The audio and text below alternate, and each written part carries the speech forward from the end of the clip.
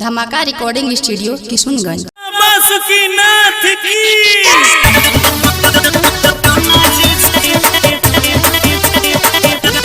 Music by DJ विकास सीतामढ़ी।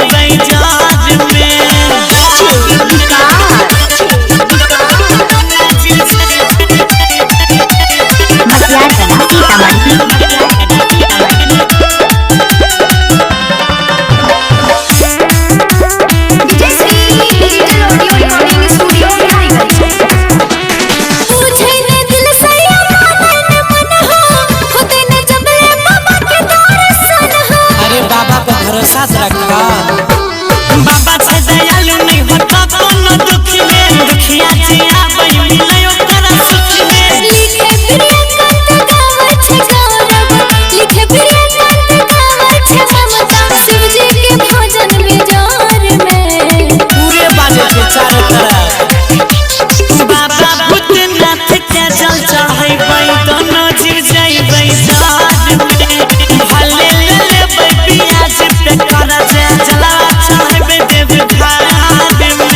जब साथ में छे भोलेनाथ त डरे के की बात। Recording by Ajay star